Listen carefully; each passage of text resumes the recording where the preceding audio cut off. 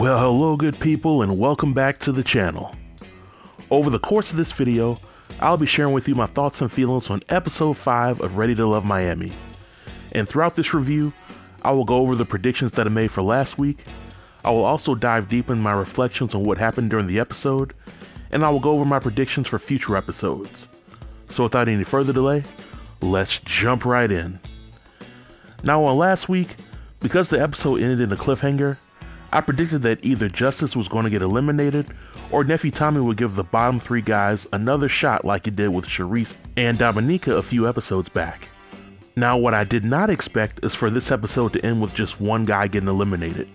We are nearly at the halfway point of the season and it seems like the show is just dragging things out. But if you haven't seen this episode of Ready to Love yet, then I would recommend that you treat it like a bill collector and avoid it. This week's episode kicks off with Nephew Tommy meeting with the guys in the bottom 3, and he talks to them as to why they're in the bottom. With LJ, Nephew Tommy lets him know that the women view him as too friendly, and in my opinion, the woman gave Nephew Tommy the most politically correct answer. I firmly believe that they are simply not attracted to him as they are some of the other guys on the show, and that's their right to feel that way. Some of the women simply want a guy who looks a certain way and has a certain energy. And while LJ might be a nice guy, he simply doesn't do it for some of the women in this group. Now when it comes to Justice, I think the women are physically attracted to him, but Justice is simply not as smooth as Randall or as intentional as LJ. Now one thing that I did find interesting was that when Nephew Tommy asked Justice why he wasn't asking for the ladies' phone numbers, Justice claims that he didn't want to get caught up in the exact same mess that Randall's about to get caught up with. Meaning that Justice does not want to be in a position where the women on the show are comparing notes on what he said and did with them. And I do feel that Justice's explanation has some validity to it, because in several of the past seasons on the show, many of the women use the ladies' lounge to spill all the beans and the details about their connections with the men. And if a man is considered to be a player, then he gets aired out and his connection gets sabotaged. But I honestly think that Justice simply doesn't want to be on the show, and he may be interested in some of the women on the show, but he's not trying to play by the show's rules when dealing with these women, which is his right, but most of the people on the show are there to play a game and not necessarily to find love. And this approach that Justice has taken may ultimately be his downfall.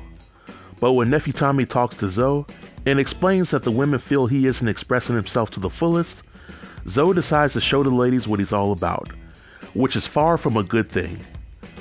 Now a few moments later, Kadian invites Charisse, Trinika, Jay, LJ, Zoe, and Justice to go go-karting.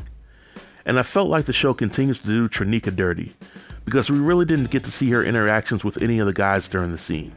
But as everybody is ready to go go-kart riding, Brother Zoe is extremely competitive, and he's treating this like a live-action race of Mario Kart. As he's racing around the track, he's talking trash, and he bumps into Trinika, and he nearly sends the poor lady to the hospital. And the way he's talking trash, you would think they bet money on the race. I constantly laughed throughout this scene because deep down, I knew Zoe's goose was cooked after the race. But the final nail in the coffin occurred when Zoe went off on Charisse as they were talking about their connection, or lack thereof, while playing a game of pool. Zoe raises his voice towards Charisse, curses her out, and calls her fake. And the trauma from Zoe's aggression causes Charisse to cry without shedding a tear. Luckily, LJ was there to swoop in and be the shoulder for Charisse to dry cry on, because he understood the assignment. LJ said he won't get voted off this early in the game. The devil is a lie. But Zoe ultimately leaves the event earlier than everybody else, and if you ask me, Zoe knew his time was up, and he knew that his behavior towards Charisse was enough for her to convince the other ladies to vote him off, so he left the show on his own terms. But another scene worth mentioning on this date was the confrontation that Kadian had with Justice. Why she dragged Trinika in the mix is anybody's guess, but Kadian still feels some sort of way about Justice not calling her back. I think at the end of the day, Kadian and Justice are like oil and water. Kadian seemingly likes Justice, but because she felt like he played her with the phone calls, she wants to get revenge by voting him off the show. And I felt that their argument during this episode was pointless and senseless. We then get a scene of Shakira meeting with Nephew Tommy and talking about her issues with Kadian. Now to be transparent, I'm still not completely clear on the details of how Shakira felt violated by Kadian. But I firmly believe that sooner than later, Shakira needs to self-eliminate and seek some professional help, because it seems like she needs to do some healing before coming on a reality TV show, especially one like this, let alone jumping into the dating scene. But nephew Tommy gives Shakira the week off, and he vows to talk to the ladies about her concerns. We then get another group date with Mike, Brandy, Samson, and Looney. They go out to the park for a picnic, and while Mike and Brandy are simply solidifying their connection, it seems like Samson and Looney are forming their own. Truth be told, it seems like Mike and Brandy are like Clifton and Joy from last season. But I think that the connection between Samson and Looney is definitely promising, and I think Looney is looking for Samson to show some interest so that she can finally kick LJ to the curb. We then get a scene of Trinika going on a date with LJ, which was truly a shocker.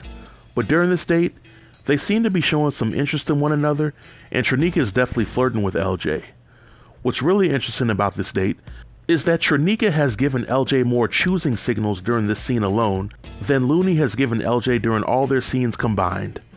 I do have to wonder if Trinika is truly into LJ, or if she's just using him to solidify her place on the show during next week's elimination.